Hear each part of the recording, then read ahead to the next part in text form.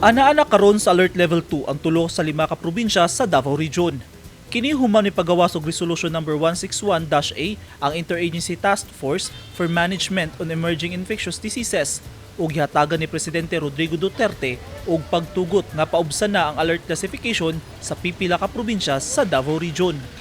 Ubos sa bagong alert level status nga giimplementa sugod kagahapon Pebrero 16, ang mga probinsya nga ubos sa alert level 2 mao ang probinsya sa Davao del Norte, probinsya sa Davao del Sur nga misakop sa Davao City ug probinsya sa Davao Oriental. Ubos sa bagong alert level, pwede nang abrihan ang mga patigayon ug mga negosyo nga mudawat og mga bisita o mga dumuduong apan hangtod lang sa 50% alang sa indoor venues, alang sa mga fully vaccinated ug nag-edad og 18 anyos paubos bisan pa man dili pa sila bakunado. Ug 70% alang sa outdoor venues, siguroon lamang nga ang mga empleyado sa patigayon o negosyo kay tanan fully vaccinated. Gitugutan na usab ang pagbalik og 70% alang sa outdoor venues, siguroon lamang nga ang mga empleyado sa patigayon o mga negosyo, mga fully vaccinated.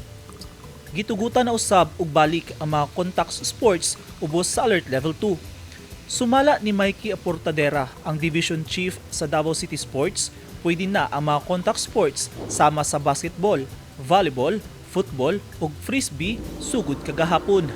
This was based manggod sa katong gialaw sa IATF, no. But the LGU created our own set of guidelines also to ensure the safety of everybody upon the resumption of the sports, no.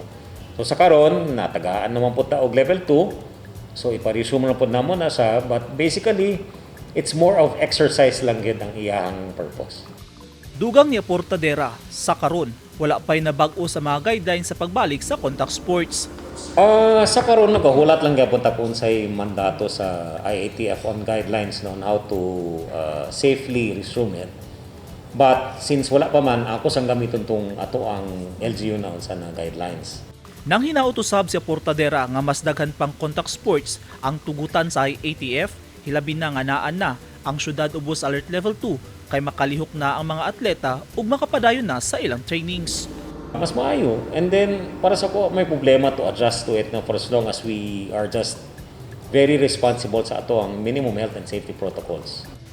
Ang bagong kamanduan gikalipay sa usa ka sports enthusiast nga si Wesley King. Sanglit, kalingawan niya og sa iyang mga barkada ang pagdula og basketball. Perminti jud mi gadula jud diri jud sa una hantud karon pero na puspon lang jud siya kay gumikan lagi sa kaning pandemic, dili sa ta makadula-dula karon pero salamat jud kayo karon kay nabalik na ang mga contact sports. Kung pwede na ang contact sports sa tulo ka mga probinsya, nagpabiling anaa sa alert level 3 ang Davao de Oro ug Davao Oriental.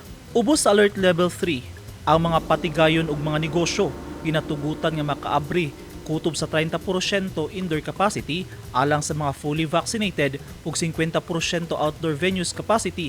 Ikinahanglan nga ang mga empleyado sa establishmento bakunado na batok sa COVID-19. Eugene Hinutan, Newsline Philippines. Stay safe!